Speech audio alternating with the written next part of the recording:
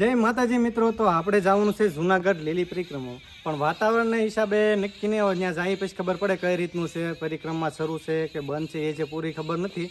પણ તો પણ આપણે જવાનું છે. જો બંધ હશે તો ગિરનાર ચડીને પાછા આવતા રહીશું. તો હાલો સૌથી પહેલાં માતાજીને દર્શન કરી લઈ.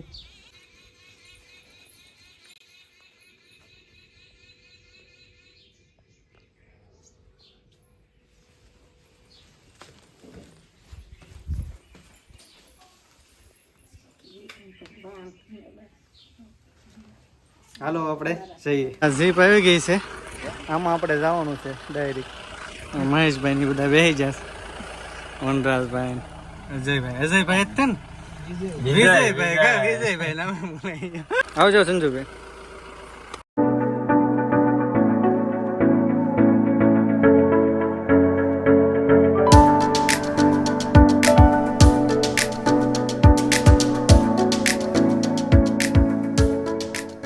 નાનો એવો એક હોલ્ડ મારી દીધો છે ચા પાણીનો. ચા પાણી પી લઈ. મહેશભાઈ હા ચાનો સેન્ટર. વિજયભાઈ ચા કેવી છે?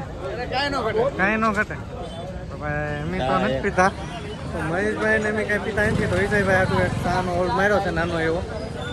ચા એમ છે તો ટ્રાફિક એવી છે. Tea stall, tea stall.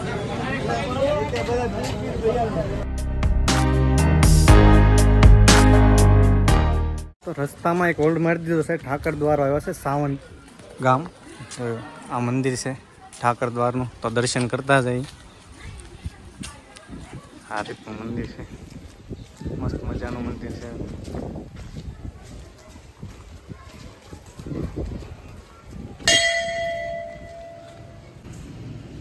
હાલો તમે પણ દર્શન કરી લો. કોમેન્ટમાં લખી નાખજો જય ઠાકર.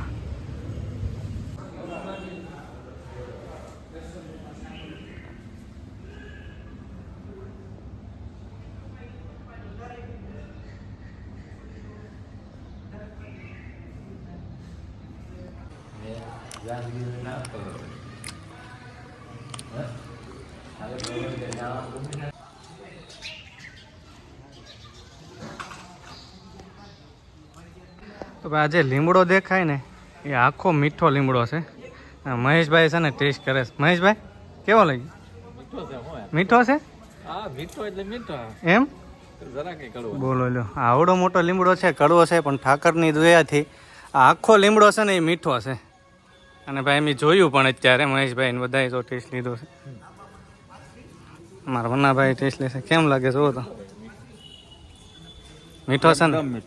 વાહ, તો આવી દયા છે ઠાકરની. આવડો મોટો લીમડો છે, કડવો, પણ આ મીઠો છે અત્યારે. તો ભાઈ આ ભાઈ છે ને થોડીક માહિતી આપશે આ લીમડા વિશે આપણને. આ સાવન ઠાકર મંદિર છે અને આ મીઠો લીમડો છે. ઠાકરનો પ્રસાદ દીધેલો, પ્રસાદ પણ અંધારે લઈ જાય મીઠો લીમડો. હા, આળા તે પાત આવેલો ઠાકર, હાલે 5 ફૂટ હનુમાનજી. વાહ, બહાર 5 ફૂટ હનુમાનજી આવેલા ઠાકરની હારે. એમ. તો ભાઈ આવડો મોટો લીમડો છે અને આખો લીમડો પાછો મીઠો છે. આખો લીમડો મીઠો, આખો લીમડો.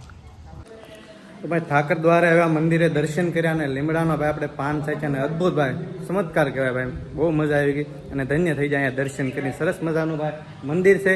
ક્યારેક આ બાજુ આવો તો અચૂક મુલાકાત કરજો. સરસ મજાનું અહીંયા મંદિર છે ઠાકર દ્વારા, તમે જોઈ શકો છો.